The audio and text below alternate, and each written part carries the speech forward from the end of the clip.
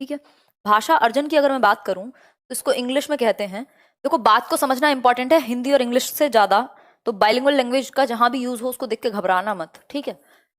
Acquisition कहते हैं इसको, इंग्लिश में भी सेम टॉपिक है, 2 से 3 नंबर में कम से कम आ जाता है ये अकेला ही टॉपिक, है ना। भाषा अर्जन, भाषा अर्जन क्या है या एक्विजिशन क्या है भाषा का, ये आप देख रहे हो एक बच्चा अपनी मम्मी से बात कर रहा है, ऐसा मान लेंगे हम, है ना। उसकी माता जी कह रही हैं देखो ऐसा है, बड़े हो गए ना भाषा सीखनी पड़ती है, थोड़ा बोल के बता दिया करो, पेट में दर्द हो या पानी चाहिए हो तो क्या रोते रहते हो, मामा मामा करते रहते हो, हाँ।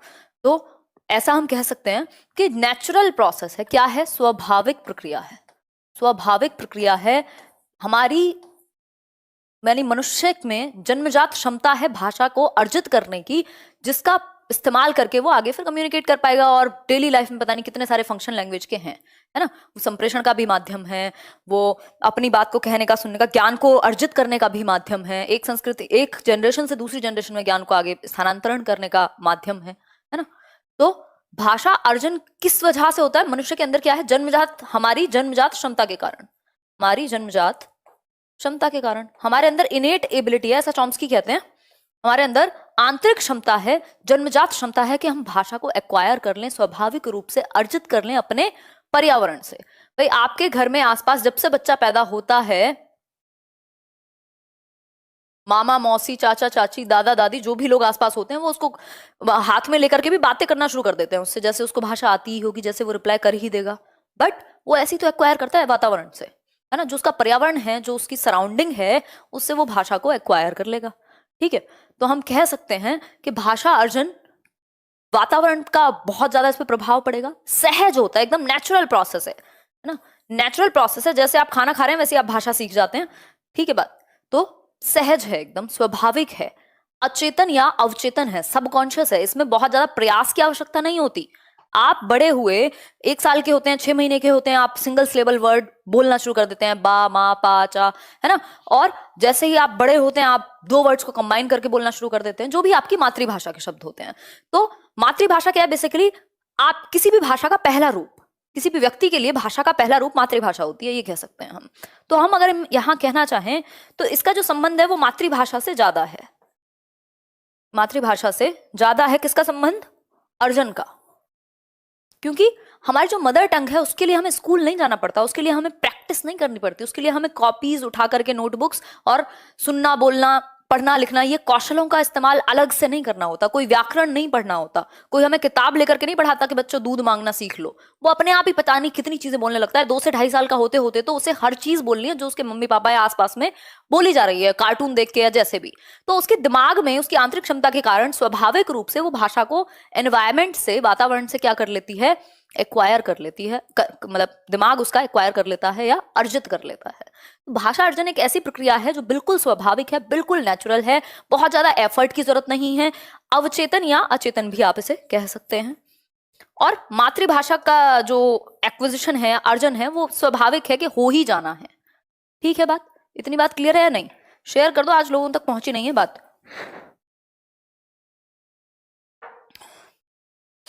बहुत बढ़िया,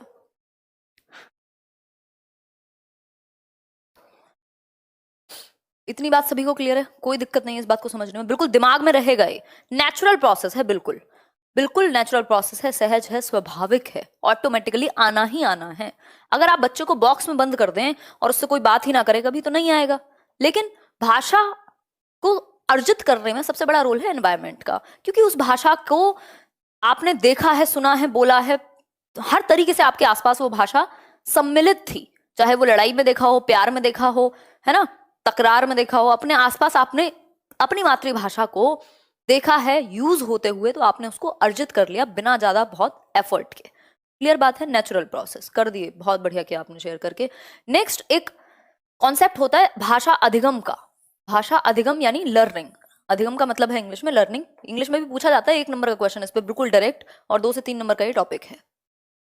अगर मैं बात करूं तो भाषा अधिगम क्या है, लर्निंग, लर्निंग में प्रयास की आवश्यकता पड़ती है, उसमें एफर्ट की आवश्यकता पड़ती है, उसमें मोटिवेशन और कॉन्शियसली आपको मोटिवेटेड रहना पड़ेगा। चेतन रूप से सीखी जाती है, नियम सीखने होते हैं, किताबें पढ़नी होती हैं, कौशल पढ़ने होते हैं, शिक्षकों की जरूरत पड़ती है ना, 70 चीजों की जरूरत है, यानी फॉर्मल सेटिंग की जरूरत है, यानी औपचारिकता पूरी निभाई जाएगी। स्कूल जाएगा बस्ता उठा करके, आज तो टीचर ने सिखाया है मे आई गो टू वॉशरूम या टॉयलेट, तो वो ऐसे बोल के दिखाएगा आपको दूसरी भाषा, जबकि भाषा तो उसको आती थी। तो हम कह सकते हैं भाषा अर्जन जो है, 5 साल का बच्चा आराम से जब तक वो स्कूल जाता है उसको अपनी मातृभाषा अच्छे से बोलनी और अपनी बात को कहना सुनना समझना सब आता है। लेकिन अधिगम की हम बात करें तो इसका संबंध दूसरी भाषा से है, दूसरी तीसरी चौथी पांचवी जो आप कहना चाहें, बेसिकली मदर टंग को अगर छोड़ दें, दूसरी भाषा से इसका संबंध है। चेतन प्रक्रिया है, कॉन्शियसली उसको रूल्स याद रखने हैं, क्या बोलना है, सही वर्ड याद रखना है, प्रोनाउंसिएशन यानी उच्चारण याद रखना है, ये सारी चीजें उसको याद रखनी है। ठीक हो गई बात। ये क्या है, प्रयासपूर्ण, इसमें प्रयासपूर्ण रहना पड़ेगा आपको। औपचारिक माहौल चाहिए, किताबें भी चाहिए, टीचर भी चाहिए और नियम और कायदे कानून भी चाहिए, है ना। औपचारिकता भरी पड़ी है। जैसे आप देख रहे हैं, ये अभी वो बच्चा, उसकी मम्मी समझा रही थी कि बड़े हो गए हो, बोलना ठीक लो, बोलना सीख लो ठीक से, क्या ये दूध के लिए रोते रहते हो, बोला करो दूध चाहिए, है ना। लेकिन यहाँ पे क्या है, क्लासरूम में बिठा करके आपको रूल्स सिखाए जाते हैं, है ना, ABCDEFGH सिखाया जाता है। क्या पहले आपने बोलना सीख लिया था और या फिर पहले अ से अनार सिखाए गए थे? पहले बोलना सीख लिया था भाषा को, तभी तो जाकर के मतलब बेसिक्स तो आपको आ गए थे ऑटोमेटिकली। लेकिन ये प्रॉपर एक कॉन्शियस प्रक्रिया है, चेतन प्रक्रिया है, प्रयास इसमें करना पड़ता है, औपचारिकता है, व्याकरण, नियम, भाषा कौशल जो चारों होते हैं उन सबका परिपूर्ण इस्तेमाल इसमें होगा। दूसरी भाषा, तीसरी भाषा या कोई भी जितनी भी एक्स नंबर ऑफ मतलब n नंबर ऑफ लैंग्वेजेस आप मातृभाषा के बाद सीखते हैं, उनका संबंध लर्निंग से होता है। ये नेचुरल इसको बहुत ज्यादा नहीं कहेंगे, इसको प्रयासरत या एफर्टफुल प्रैक्टिस कहेंगे। इतनी बात क्लियर हुई कि नहीं हुई? बिल्कुल हो गई होगी, नहीं हुई होगी तो दोबारा से सुन लेंगे। ठीक, अब यहीं से एक अंतर निकल के आता है दोनों चीजों के बीच में, कि फिर इन दोनों में अंतर क्या है। एक नंबर में पूछ भी लिया जाता है, भाषा अर्जन में और भाषा अधिगम में डिफरेंस क्या है? बताइए जरा, क्या डिफरेंस है भाषा अर्जन और अधिगम में? दीजिए जवाब। बहुत बढ़िया, सही एनर्जी के साथ देख रहे हैं आप लोग। लाइक शेयर करो यार, एकदम बढ़िया से समझ में आ रहा है कि नहीं आ रहा है ये बताओ। बाकी सब भी छोड़ो, लाइक शेयर भी छोड़ो, समझ में आ रहा है कि नहीं ये बता दो। भाषा अर्जन, भाषा अर्जन अभी हमने समझा था, ये एक्विजिशन को कहते हैं।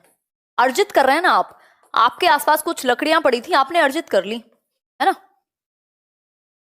अधिगम क्या है? जब आप एफर्ट मार के उनको सीखेंगे किसी भी चीज को। ठीक, तो ये सबकॉन्शियस या अनकॉन्शियस प्रक्रिया है, अवचेतन है। ये प्रॉपर कॉन्शियस प्रक्रिया है, स्कूल की जरूरत पड़ेगी यहाँ, स्कूल सिस्टम या फिर टीचर या फिर कोई भी व्यक्ति जो आपको सिखा सके ये भाषा।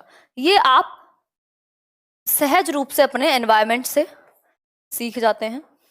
स्वाभाविक प्रक्रिया है, यानी नेचुरल प्रोसेस है, नेचुरली बोलना आ ही जाएगा।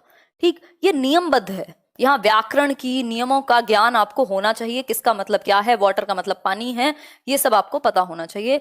व्याकरण, नियम और कॉन्शियसनेस यानी चेतना के साथ आपको याद रखना है। चेतना आपकी बहन, मेरी बहन या तुम्हारी दोस्त नहीं है, चेतना हमारी कॉन्शियसनेस है, जिसके कारण हमारी अवेयरनेस बेहतर रहती है और हम चीजों को समझ पाते हैं। तो यहाँ समझना पड़ेगा, यहाँ नेचुरली चल रही थी, भरना पड़ता था दिमाग में और वो ऑटोमेटिकली ग्रेस्प कर लेता था, आंतरिक क्षमता होने की वजह से, जन्मजात क्षमता होने की वजह से सीखने की। ठीक है बात। अनौपचारिक प्रक्रिया, भाई अर्जन क्या है? एक अनौपचारिक, अनौपचारिक को आप अनऑफिशियल कह लो, नहीं तो इनफॉर्मल कहते हैं, सही तरीके से कहीं से भी सीखी जा सकती है, गली नुक्कड़ कोने कार्टून जहां से पल्ले पड़ जाए आपके। अनौपचारिक प्रक्रिया है, इनफॉर्मल है, कोई स्कूल, कोई किताब, कोई बस्ता, कुछ नहीं चाहिए। औपचारिकता में क्या है? औपचारिकता में आपको एक सिस्टम चाहिए। क्या चाहिए? एक सिस्टम चाहिए। सिस्टम चाहिए जिसमें शिक्षक भी हो सकता है, किताबें भी हो सकती हैं और प्रॉपर आपको 12 खड़ी सिखाई जा सकती है, ABCD और सारी चीजें। मातृभाषा से इसका संबंध है अर्जन का, और दूसरी भाषा से संबंध है आपके अधिगम का। इतनी बात आप याद रखेंगे। एक क्वेश्चन पूछा जाता है कि भाषा अर्जन और भाषा अधिगम के बीच में मुख्य अंतर क्या है? पाठ्य पुस्तक का, वातावरण का, नियमों का या चेतना का? बताइए फटाफट से, जल्दी आंसर कीजिए। भाषा अधिगम व अर्जन के बीच मुख्य अंतर क्या है, ये बताने का कष्ट थोड़ा सा आप जरूर करेंगे। जल्दी बताओ, जल्दी, मजाक की बात नहीं है, जल्दी बताओ, जल्दी फटाफट से बताओ, आंसर करो बहुत तेजी से, जल्दी आंसर करो। एनवायरमेंट का, एग्जैक्टली, रूल्स का नहीं। कोई कह रहा है रूल्स का, फ्री के नंबर दे आओगे पेपर में बेकार में, है ना। मुख्य अंतर है वातावरण का। यदि बिल्कुल घरेलू वातावरण या परिचित माहौल मिल जाता तो वो एक्वायर ही कर लेता, है ना। भाई आप इंग्लिश बिल्कुल एक्वायर करके, आज जैसे मैं और आप हिंदी में बात करते हैं वैसे इंग्लिश में भी कर सकते थे। जो लोग नहीं कर पाते उनके लिए कह रही हूँ। उसका रीजन क्या है? वातावरण नहीं मिला, है ना। तो मुख्य अंतर का आधार वातावरण है।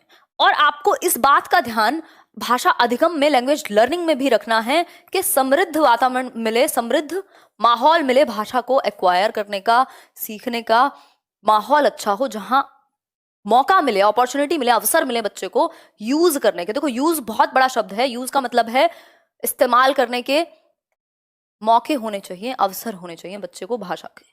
इतनी बात क्लियर हो गई।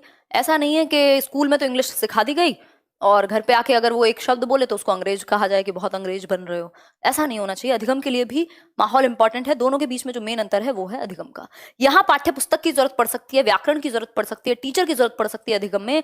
यहाँ किसी टीचर, किसी व्याकरण, किसी नियम कायदे कानून की जरूरत नहीं है। आप अपनी क्षेत्रीय या मातृभाषा, क्षेत्रीय भाषा जिसको हम वर्नाकुलर लैंग्वेज या फिर नेटिव, जो भी आपकी मेन भाषा होती है, मातृभाषा जो भी आपके घर में बोली जाती है, उसको हम मातृभाषा या अर्जित ही करेंगे हमेशा। जो आपकी फर्स्ट लैंग्वेज है आप उसको अर्जित करेंगे, ये बात याद रखिएगा।